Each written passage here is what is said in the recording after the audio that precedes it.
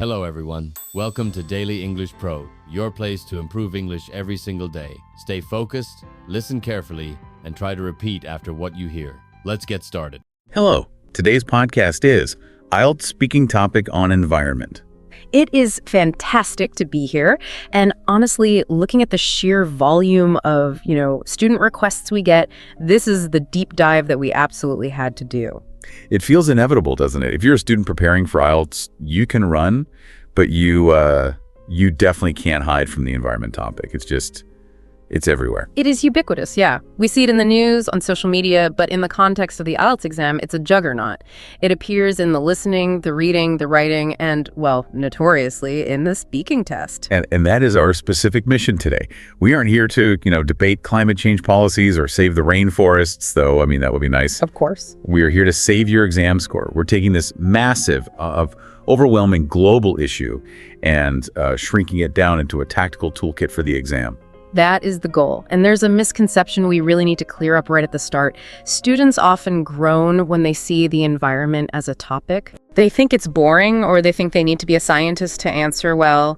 They panic thinking they need to know the chemical composition of ozone or something. Right, exactly. They think they need a degree in biology to get a band 7. Which is completely false. The examiner doesn't want a lecture on photosynthesis. They want to see range.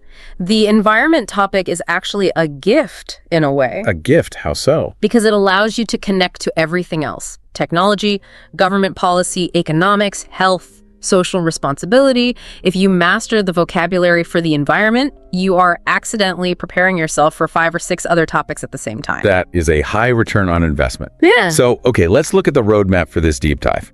We're going to start by building a high-scoring vocabulary bank. And I want to be clear, we are throwing out the basic words. We're going for the band 8 and 9 distinctors. We have to. Good isn't good enough anymore, not at those levels. We need specific high-level terminology. Then we're going to move chronologically through the exam. We'll look at strategies for part 1, the interview phase. The warm-up. Exactly. Then we'll tackle the monster that is part 2, the cue cards, and how to tell a story that isn't, boring. And we won't stop there. We're going to navigate the deep waters of part 3, the abstract discussion, which is where the real score differentiation happens. And finally, we'll wrap up with a workshop on grammar and delivery, specifically highlighting the mistakes that just kill your fluency score. Oh. So, let's jump right into section 1, the toolkit. Let's do it. Okay, we need to talk about vocabulary. I feel like a lot of learners fall into a trap here. They learn the word pollution, they learn recycle, and they think, okay, I'm safe, I have the vocabulary. Why is that such a dangerous mindset? Because it signals a lack of precision. Pollution is a band 5 or maybe band 6 word. It's generic. It's a bucket word that you just throw everything into. A bucket word, I like that. To score high, you need topic-specific vocabulary that shows you understand nuance. You need to move from really broad terms like nature to specific concepts like ecosystem or biodiversity. Okay, let's drill down on biodiversity. It's a bit of a mouthful. Why is that word better than just saying, wildlife? Well, think about the register. Wildlife is descriptive. It's what you see on a safari, right? It's animals. Sure. Biodiversity, on the other hand, is scientific. It refers to the variety and the complexity of all life in a habitat, plants, animals, fungi, everything.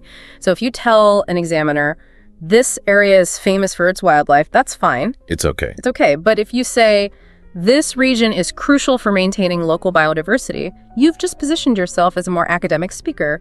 You are analyzing the value of the nature, not just pointing at it. Yeah, it sounds more authoritative. Okay, what about sustainability? That's a buzzword we hear in, corporate boardrooms and coffee shops alike. It is, but it's often misused. Students sometimes use it just to mean long-lasting. But in this context, it has a very specific economic and ecological meaning. Which is? It's about using resources in a way that doesn't deplete them for future generations. So you shouldn't just say, we need sustainable things. That's too vague, right? You could say, we need to transition to a sustainable economic model, or we need to adopt sustainable farming practices. You're pairing it.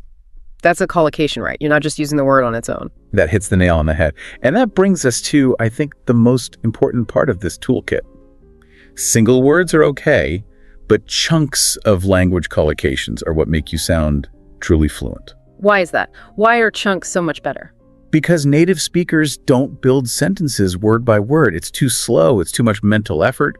We pull prefabricated chunks off the shelf in our minds. It's faster and it sounds more natural. So let's look at the problem vocabulary. We all know pollution. How do we upgrade that using these chunks? Okay, so instead of saying the air is dirty, which is, very That's basic. Basic, yeah. You want to talk about carbon emissions or greenhouse gases. But the key is the verb you use with them. We don't say pollution is bad. That is weak. We say pollution poses a threat to public health. Poses a threat to, okay, that sounds much more serious, much more formal. It carries weight, doesn't it? Or if we're talking about the ocean, we don't say oil kills fish. We say oil spills have a devastating impact on marine ecosystems. Devastating impact. It's the difference between a child describing a picture and, a journalist reporting on an event. That is the perfect analogy. Here's another one for you, for part 3 discussions especially. Bear the brunt of. Oh, that's a heavy one. Bear the brunt. It sounds significant. It means to suffer the worst part of something unpleasant. It's fantastic for talking about inequality and environmental issues. Can you give me an example sentence? Sure. While developed nations are historically responsible for most carbon emissions, it is often developing nations that bear the brunt of climate change through extreme weather events. Wow. Okay, that is a band 9 sentence right there. It shows complex grammar, high-level vocabulary, and critical thinking all in one. Precisely. Okay, let's flip it. What about solutions? How do we sound proactive, not just descriptive about problems? You want action-oriented collocations. Governments shouldn't just do things. They should take measures. As in, the government must take measures to combat global warming. And schools, what's their role? Schools play a vital role in raising awareness. You wouldn't say schools should tell students about nature? No, it sounds a bit childish. Right. You say schools should raise awareness about environmental stewardship. I love that word, stewardship. It implies a sense of responsibility, like looking after something that isn't strictly yours. It does. It's a very powerful concept. And for the individual, we often hear, I try to recycle. It's a bit weak, isn't it? It is. It sounds like you might not always succeed. Exactly. You can upgrade it to, I make a conscious effort to recycle. Make a conscious effort. I like that. It implies it's a deliberate choice, a discipline. And it fills the silence. It's 4 words instead of 1, which gives you a moment to think about your next point while sounding incredibly fluent. That's a great practical tip. One last term before we move on. Carbon footprint. I hear this one all the time. It's essential. It's the total amount of greenhouse gases generated by our actions. The reason it's so great for IELTS is because it's personal. It connects the big, scary global science to your personal daily routine. So I could say something like, You could say, I'm trying to reduce my carbon footprint by cycling to work instead of driving. It's concrete, it's personal, it's specific. okay, so we have the toolkit, we have the chunks, the high-level words. Now let's walk into the exam room. Section 2, Part 1. The interview. The examiner asks you your name, and then boom, an environment question. This is the danger zone. The danger here is the yes-no trap.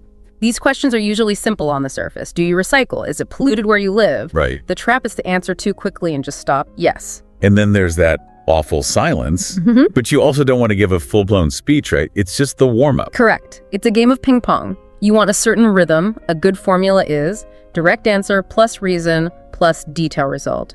Keep it to maybe 3 or 4 sentences. Let's role-play a case study. Yep. The absolute classic. I will. Do you recycle? Okay, so a bad answer is, yes, I recycle paper and plastic. It is good for the environment. It is grammatically correct, but it's flat. It's got no personality. It's boring and it shows very limited vocabulary. Here's a model answer that's aiming higher. Yes, I absolutely do. In fact, I make a conscious effort to separate my waste into different bins. We have one for paper, one for plastics, and another for organic food waste. Okay, stopping you there. You use the collocation, make a conscious effort. You've listed specific types of bins. That specificity is key. Organic waste scores higher than just food. Then I'd finish by connecting it to the why. The result. The result. It has become a bit of a habit now, to be honest. I believe it's a small but effective way to prevent rubbish from ending up in landfills. And there it is, landfills. That's the technical term for the garbage dump. That one word elevates the whole answer, doesn't it? It really does. It shows, the correct terminology. Okay, what about a negative question? Let's say, is there much pollution where you live? Honesty is your best friend here. If you live in a smoggy city, don't pretend it's a Garden of Eden. Use that gritty reality to show off your vocabulary. Give me the gritty version. Okay. Unfortunately, yes. I live in a sprawling metropolis, so air pollution is a pressing issue, particularly during the morning and evening rush hour. Sprawling metropolis, pressing issue, already very strong. Then add a sensory detail. Sometimes the smog is so thick you can actually see it hanging over the city like a gray blanket. However, the local council is trying to mitigate this by promoting public transport, but I think there's still a long way to go. Smog so thick you can see it. That is such a vivid image. And you use the word mitigate instead of stop or fix. Mitigate is a power word. It means to make something less severe or less painful. It shows you understand that you can't just fix pollution overnight. You can only manage or reduce its impact. It's a more realistic and sophisticated viewpoint. Okay, let's try one that I think trips people up. The walking question. Do you walk or cycle instead of driving? The trap here is trying to sound like a perfect eco-warrior. Yes, I walk everywhere to save the planet. It just sounds fake. Examiners can spot that a mile away. They appreciate realism. So how do we sound real without sounding, lazy or uncaring? You balance it. You can use a yes, but, or to some extent, structure. Something like, I try to walk as much as possible for short distances, like going to the local shops, because it's a simple way to lower my carbon footprint. Okay, so that's the yes part. However, for longer commutes, I still have to rely on my car or public transport because, frankly, the infrastructure for cycling in my city just isn't safe enough. The roads are too busy. That feels so authentic. You're admitting a limitation. The infrastructure isn't safe. That's a real-world reason. And you are scoring points for words like infrastructure and commutes. You're showing that your environmental choices are constrained by the reality of where you live. That is a complex thought expressed very simply and clearly. That's brilliant. Okay, so moving on from the warm-up to the main event for many. Section 3, Part 2. The long turn. The cue card. This is where the panic really sets in. 1 minute to prepare, 2 minutes to speak. The panic usually comes from a lack of structure. Students they ramble, they start talking, run out of ideas after 45 seconds, and then just start repeating themselves with different words. It can be painful to listen to. So what is the antidote to rambling? How do you fill 2 minutes without just repeating pollution is bad? A narrative arc. You need to treat this like you're telling a mini-movie or a short story. It needs a beginning, a middle, and an end. A clear, logical progression of ideas. Let's apply this to scenario A from our notes. Describe an environmental problem. Let's use air pollution as the example. How do we structure this so we don't run dry? A great simple structure is problem A, causes I, effects I, solutions. It's a logical chain that guides you through the 2 minutes. Okay, so walk me through it. Beginning. You start by clearly stating the problem. The environmental issue I'd like to talk about is air pollution, which has become a particularly pressing issue in my hometown, especially over the last decade. Simple, direct. Then you move into the causes. Right. And don't just list them, describe them. I believe the main culprits are twofold. Firstly, the sheer volume of vehicle emissions from the endless traffic jams we experience daily. And secondly, the unregulated smoke that billows from the industrial factories on the outskirts of the city. Culprits, twofold. Unregulated.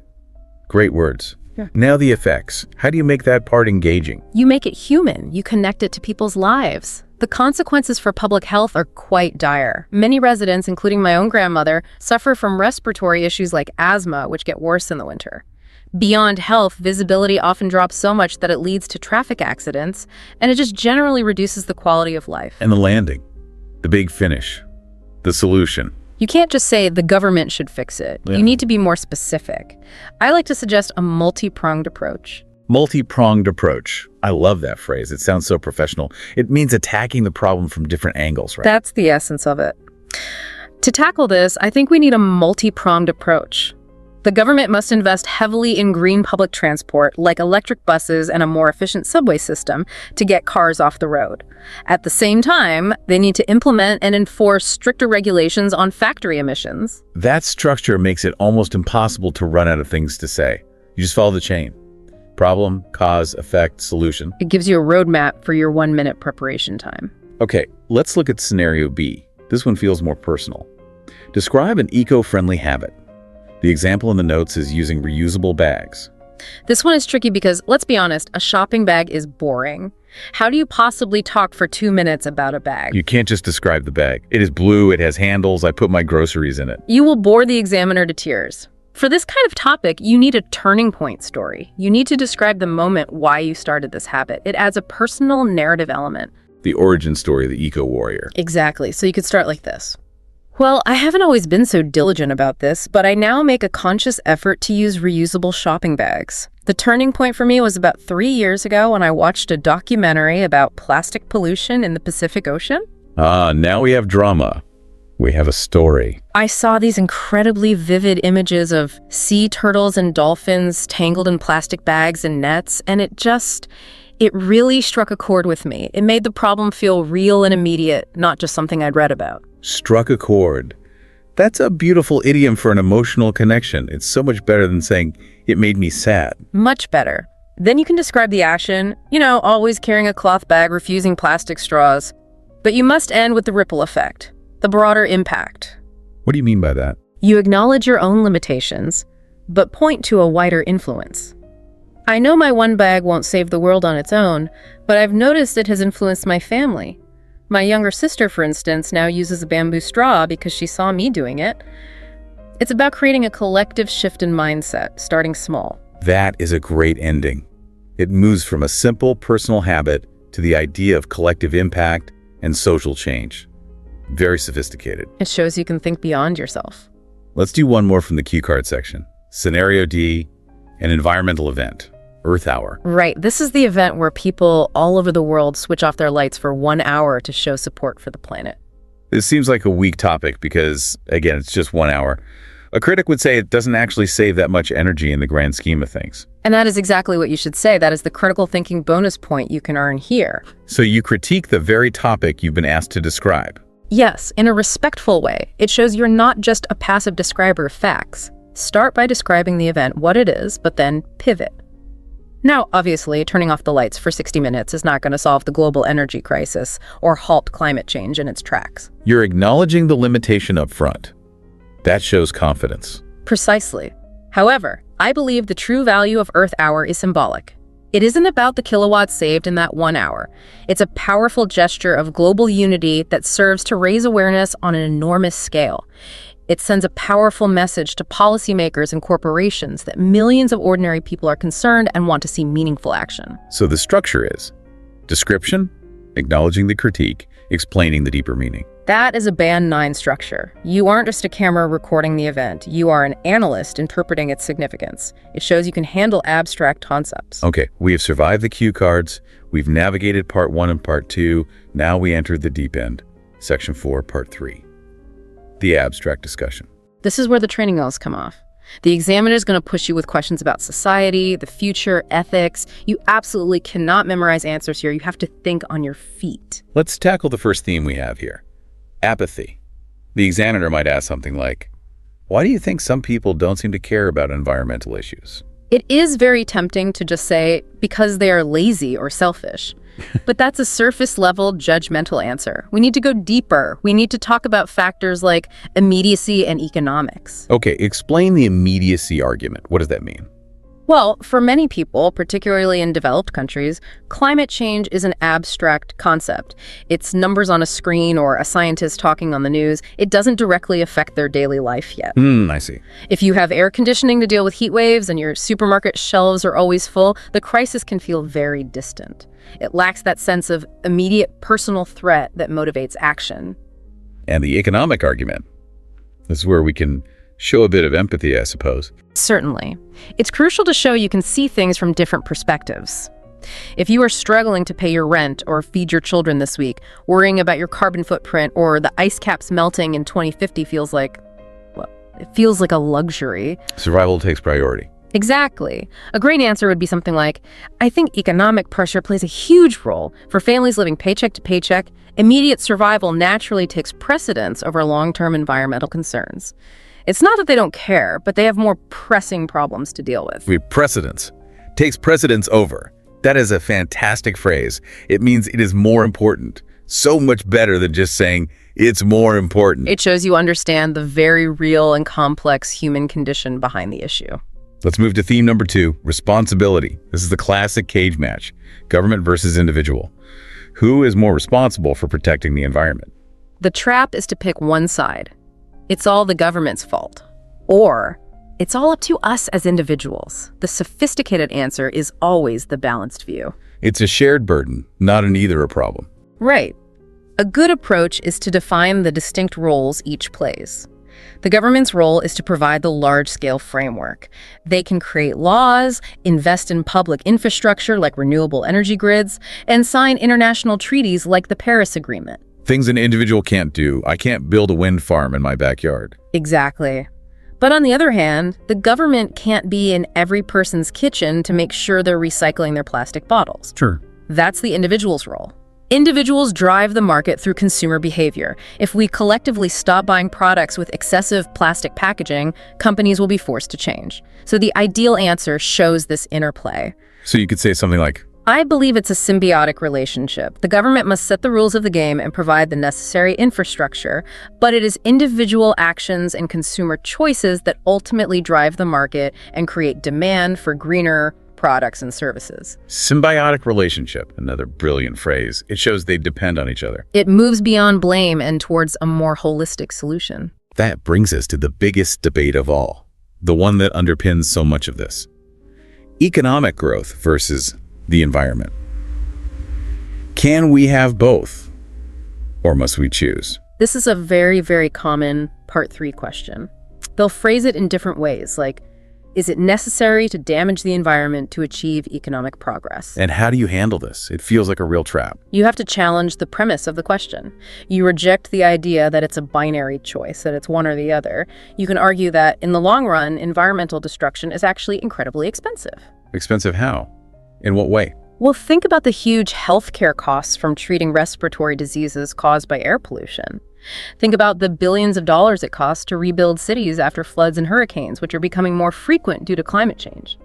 Damaging the environment has a massive economic cost. So the rebuttal is, you cannot have a healthy economy on a sick planet. That is the crux of the argument.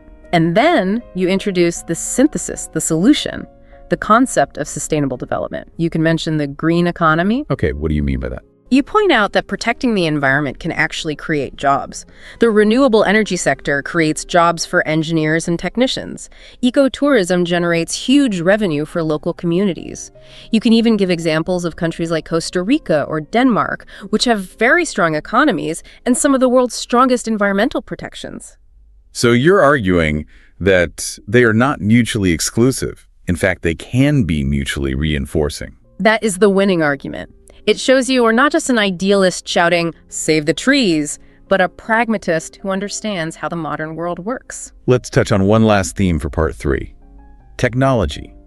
Is technology the savior? Is it going to solve all our problems? The techno-optimism question. A fantastic phrase you must try to use here is silver bullet. A silver bullet, like a magical solution that fixes everything instantly. Exactly, and you almost always use it in the negative. Technology is an incredible tool. We have more efficient solar panels, amazing electric vehicles, even AI for monitoring deforestation, but it is not a silver bullet. Why not? What's the other side of the coin? Because technology is only a tool. Its effectiveness depends entirely on political will and behavioral change. An electric car is a wonderful piece of technology, but it's pretty useless if the electricity used to charge it comes from a coal-fired power plant. That is a great nuance. It prevents you from sounding naive or overly simplistic. It creates a comprehensive, well-rounded argument. It shows you see the full picture. We have covered so much content. I mean, vocabulary strategy for all 3 parts. But before we close, we have to talk about the mechanics. Section 5, grammar and delivery. You can have all these great ideas, but if you speak like a robot, you're still in trouble. Absolutely. Delivery is the vehicle for your ideas. And for the environment topic, there are some specific grammatical structures that really impress examiners because they fit the topic so well. First up, conditionals, the if sentences. Why are these so good for this particular topic? Because the environment is all about cause and effect and speculating about the future. You need to be able to toggle between what's real, what's hypothetical, and what we regret about the past. Okay, so give us an example of the real, that's the first conditional, right? Right. If governments invest more in renewable energy, carbon emissions will drop. Simple, logical, fact-based, cause and effect. Now the hypothetical, the second conditional. This is for imagining a different present reality. If everyone recycled their waste properly, our landfills would be much smaller. You're talking about an ideal world that doesn't exist right now. And the most difficult one, the third conditional. the one about the past. This one is really hard for a lot of students. This is the regret structure. It's perfect for this topic. If we had taken decisive action on climate change 20 years ago, the crisis wouldn't be this severe today. Oof. If we had taken, it wouldn't be. If a student could drop that into a Part 3 answer naturally, the examiner basically just puts down their pen and gives them a band 8 for grammar. It really does. It shows a sophisticated command of grammar, that you can manipulate time and hypotheticals in English. It's very high level. What about passive voice? Yeah. Usually we're told to use the active voice. I did this. That's true for a lot of writing, but in academic or formal speaking, the passive voice can sound more objective and official. Instead of saying, people are cutting down the forests, which sounds a bit like you were blaming someone. A bit accusatory. Yeah. You can say, vast areas of rainforest have been destroyed. It focuses on the action and the result, not the actor. It sounds more like a news report. And for solutions. It's perfect. Stricter regulations on industrial waste should be implemented by the government. It sounds like a formal policy recommendation. Let's talk about pronunciation. You mentioned the monotone robot problem earlier. This is a score killer. If you sound bored, the examiner feels bored, and they'll assume you lack the language to express emotion. You need to vary your pitch and intonation. When you talk about the devastating impact of an oil spill, your tone should sound concerned. When you talk about a hopeful new technology, you should sound more optimistic. Your voice should match your words. 100%. And a huge part of that is word stress. Can you explain that? English is a stress-timed language. If you flatten all the words and give each syllable the same weight, you become very difficult to understand. You need to hit the beats. It is not environment, it's environment. Right. The stress is on the second syllable. It is, and it's biodiversity. It's sustainable.